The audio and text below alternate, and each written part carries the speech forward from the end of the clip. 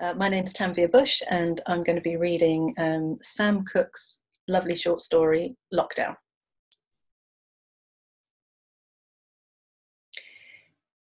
He was looking over again, just a glance, the fifth since Stevie had sat in the window this evening, the fourth evening in a row. After a rocky few weeks, Stevie had settled into proper lockdown routine, work as usual, stroll along the river during lunch, dinner at 6, and reading by the window afterwards.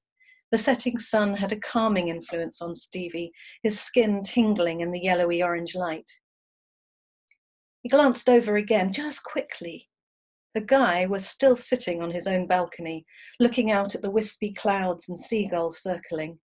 As he looked back towards Stevie, Stevie buried his head in his book, his heart quickening and his face brightening. 6. There was something enchanting about the guy. His eyes shone in the disappearing light. He'd kept his hair in a perfect quiff and his cheeks clean-shaven. Stevie had given up shaving regularly, and his days-old stubble was starting to turn from bristly to soft. He rubbed his spare hand through the hairs, enjoying the touch. Maybe he'd keep it like this. 7. This time their eyes had met, and although Stevie had tried to hold his gaze, the guy quickly fixated on the single plant pot in the corner of his balcony. Stevie had never seen anyone else on the balcony or through the window, and hoped that that meant the guy was single. He had checked the apps.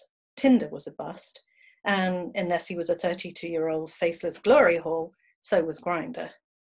But he looked too innocent for that. Maybe he didn't like the apps, or the people on them. Of course, the guy could have a boyfriend hidden away who was scared of heights, or seagulls. Or maybe they didn't live together, or it was a long-distance thing. And even if he was single, there was no way he'd actually be interested in Stevie. 8!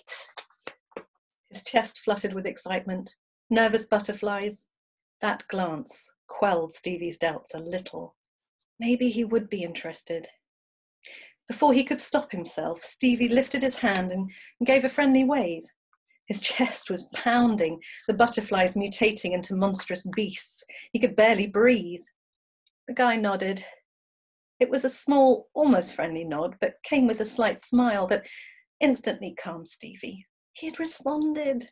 He had actually responded. Now what? The man returned his attention to the plant pot, and after a few moments of hopeful staring, Stevie returned to his book. The words blurred on the page as he struggled to concentrate on anything other than those perfect lips, curling into the smallest of smiles. Kissing those lips would be unbelievable. Stevie could picture that first kiss. They'd have just walked arm in arm across Pulteney Bridge, the moon glistening and the stars twinkling in the clear night sky, slightly tipsy from an evening of cocktails and easy conversation at Opium, before kissing and laughing by the weir. It had been so long since Stevie had been on a date, at least one he'd happily tell his parents or his colleagues about. He physically ached for it, for one magic night with the beautiful man he'd never met. He'd probably never find a way to talk to him once the lockdown was lifted, and even if he found a way, he'd probably never dare ask him out. Anyway, he knew in his heart of hearts a guy as beautiful as that guy would never be interested in someone so pathetic as Stevie. As his mind started to fog with the swirling self-doubt he could never hold back, something caught his attention in the corner of his eye. The guy had stood up from the rusty metal bench and, seeing Stevie look up, gave a small wave before disappearing inside. It was just a little gesture, but it was enough to calm Stevie and make him smile again. 9.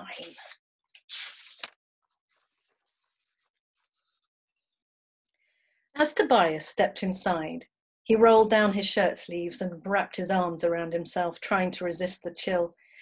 It was a surprisingly warm mid-April, and the afternoon sun had lingered in the air outside. Inside, Ricky had turned off the heating weeks ago, and the old bath stone sucked any warmth from him instantly. Who were you waving at? The question made Tobias start. Ricky was laid back on the sofa, phone in hand, not even looking up at him. Nobody, Tobias stammered. freezing to the spot. Ricky looked up at him, dropped the phone on the table with a clunk. "Nobody?" he asked, almost accusatory.